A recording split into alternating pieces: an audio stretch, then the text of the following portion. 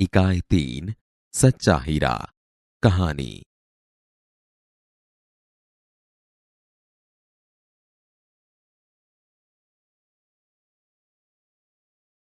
कहानी का श्रवण कीजिए। सूर्य अस्त हो रहा था। पक्षी चहचहाते हुए अपने अपने नीड की ओर जा रहे थे। गांव की कुछ स्त्रियां पानी लेने के लिए घड़े लेकर कुएं की ओर चल पड़ी।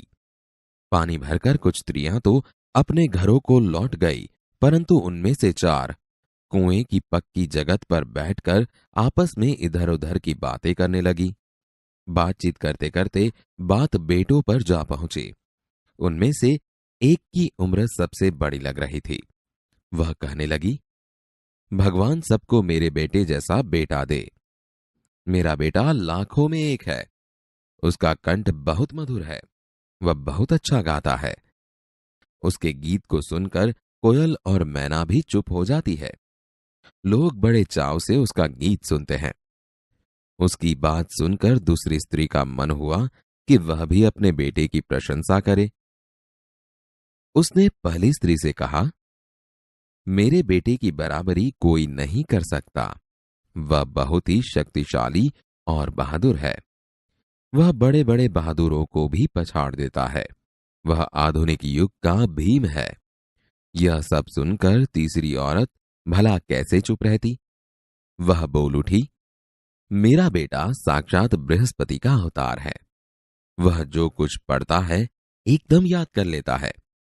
ऐसा लगता है मानो उसके कंठ में सरस्वती का निवास हो। तीनों औरतों की बातें सुनकर चौथी स्त्री चुपचाप बैठी रही। उसने अपने बेटे के बारे में कुछ न कहा। पहली ने उसे टोकते हुए कहा, क्यों बहन, तुम क्यों चुप हो? तुम भी तो अपने बेटे के बारे में कुछ बताओ। चौथी स्त्री ने बड़े ही सहज भाव से कहा, मैं अपने बेटे की क्या प्रशंसा करूं? वह न तो गंधर्व सा गायक है, न भीम सा बलवान, और न ही बृहस्पति सा बुद्धिमान। कुछ समय बाद जब वे सब घड़े सिर पर रखकर लौटने लगी, तब किसी गीत का मधुर स्वर सुनाई पड़ा। सुनकर पहली स्त्री बोली, सुनो, मेरा हीरा गा रहा है। तुम लोगों ने सुना? उसका कंठ कितना मधुर है। वह लड़का गीत गाता हुआ उसी रास्ते से निकल गया। उसने अपनी मां की ओर कोई ध्यान नहीं दिया। इतने में दूसरी स्त्री का बेटा उधर से आता दिखाई दिया। दूसरी स्त्री उसे देखकर गर्व से बोली, देखो, वह मेरा लाडला बेटा आ रहा है। शक्ति और सामर्थ्य में इसकी बराबरी कौन कर सकता है? वह यह कह रही थी कि उसका बेटा भी उसकी ओर ध्यान दिए बिना ही निकल गया। वे कुछ आगे बढ़ी तो एकाएक तीसरी स्त्री का बेटा उधर से संस्कृत के श्लोकों का पाठ करता हुआ निकला। उसके उच्चारण से ऐसा लग रहा था मानो उसके कंठ में साक्षात सरस्वती विराजमान हो। तीसरी स्त्री ने गदगद स्वर में कहा, देखो, यही है मेरी गोद का हीरा। इसे कौन बृहस्पति का अवतार नहीं कहेगा। परंतु उसका बेटा भी मां की ओर देखे बिना आगे बढ़ गया। वह अभी थोड़ी ही दूर गया था कि चौथी स्त्री का बेटा भी अचानक उधर से आ निकला। वह देखने में बहुत ही सीधा साधा और सरल प्रकृति का लग रहा था। उसे देखकर चौथी स्त्री ने कहा, बहन, यही मेरा लाल है। चौथी स्त्री उसके बारे में बता ही रही थी कि उसका बेटा पास आ पहुंचा। अपनी मां को देखकर वह रुक गया और बोला, मां, लाओ, मैं तुम्हारा घड़ा पहुंचा दूं। मना करने पर भी उसने मां के सिर से पानी भरा घड़ा उतारकर अपने सिर पर रखा और घर की ओर चल पड़ा। तीनों औरतें बड़े ही आश्चर्य से चौथी स्त्री के बेटे को देखती रहीं। एक वृद्ध महिला जो बहुत देर से इन औरतों के पीछे चलती हुई इनकी बातें सुन रही थी, पास आकर बोली, देखती क्या हो, यही सच्चा हीरा है। कहानी का पठन कीजिए।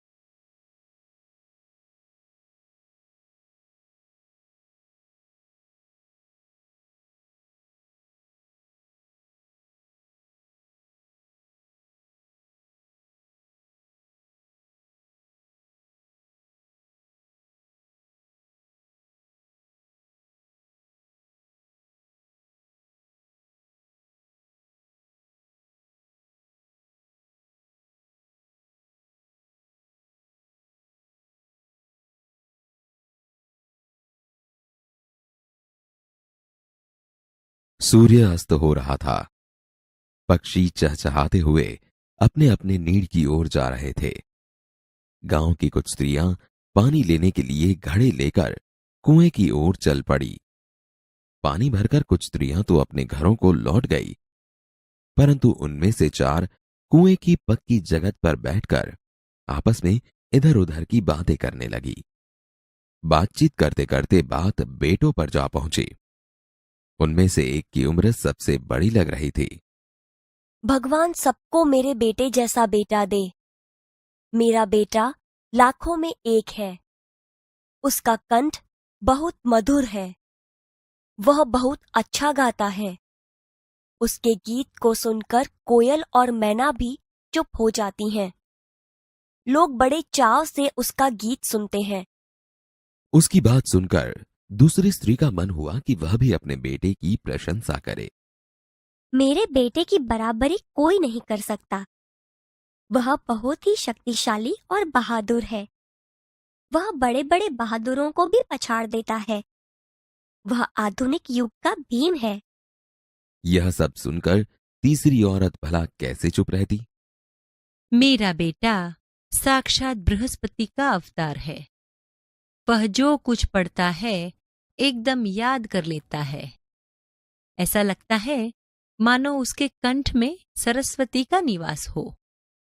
तीनों औरतों की बातें सुनकर चौथी स्त्री चुपचाप बैठी रही। उसने अपने बेटे के बारे में कुछ न कहा। पहली ने उसे टोका। क्यों बहन, तुम क्यों चुप हो? तुम भी तो अपने बेटे के बारे में कुछ बताओ।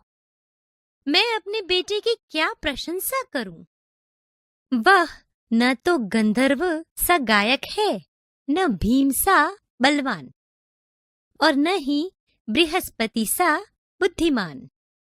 कुछ समय बाद जब वे सब घड़े सिर पर रखकर लौटने लगी, तभी किसी गीत का मधुर स्वर सुनाई पड़ा। सुनकर पहली स्त्री बोली, सुनो, मेरा हीरा गा रहा है। तुम लोगों ने सुना? उसका कंठ कितना मधुर है। वह लड़का गीत गाता हुआ उसी रास्ते से निकल गया। उसने अपनी मां की ओर कोई ध्यान नहीं दिया। इतने में दूसरी स्त्री का बेटा उधर से आता दिखाई दिया। दूसरी स्त्री उसे देखकर गर्व से बोली, देखो, वह मेरा लाडला बेटा आ रहा है। शक्ति और सामर्थ्य में इसकी बराबरी कौन कर सकता है? वह यह कह रही थी कि उसका बेटा भी उसकी ओर ध्यान दिए बिना ही निकल गया। वे कुछ आगे बढ़ी तो एकाएक तीसरी स्त्री का बेटा उधर से संस्कृत के श्लोकों का पाठ करता हुआ निकला। उसके उच्चारण से ऐसा लग रहा था मानो उसके कंठ में साक्षात सरस्वती विराजमान हो। देखो, यही है मेरी गोद का हीरा। इसे कौन बृहस्पति का अवतार नहीं कहेगा? परंतु उसका बेटा भी मां की ओर देखे बिना आगे बढ़ गया। वह अभी थोड़ी ही दूर गया था कि चौथी स्त्री का बेटा भी अचानक उधर से आ निकला। वह देखने में बहुत ही सीधा सादा और सरल प्रकृति का लग रहा था। उसे देखकर चौथी स्त्री ने कहा, बहन, यही मेरा लाल है। चौथी स्त्री उसके बारे में बता ही रही थी कि उसका बेटा पास आ पहुंचा।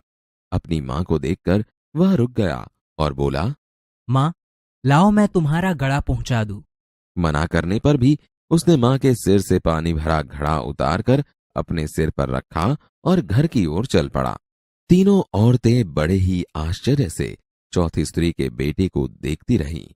एक वृद्ध महिला जो बहुत देर से इन औरतों के पीछे चलती हुई इनकी बातें सुन रही थी, पास आकर बोली, देखती क्या हो, यही सच्चा हीरा है।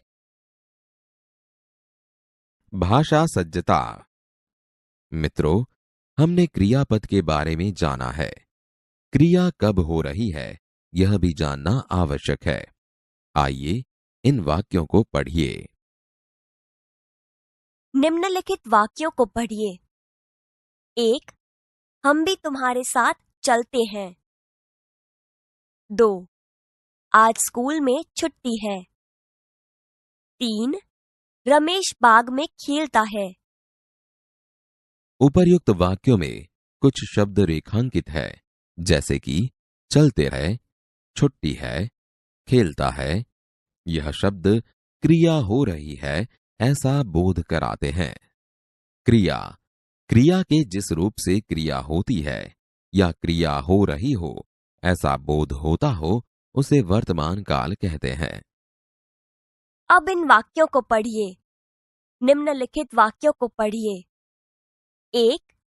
मीना कल मुंबई गई। 2. हेमंत ने पत्र लिखा। 3. मां ने दिया जलाया। 4. गीता ने पानी पिया। इन वाक्यों में रेखांकित शब्द ध्यान से देखिए। गई, लिखा, जलाया, पिया क्रिया पूरी होने का बोध कराते हैं।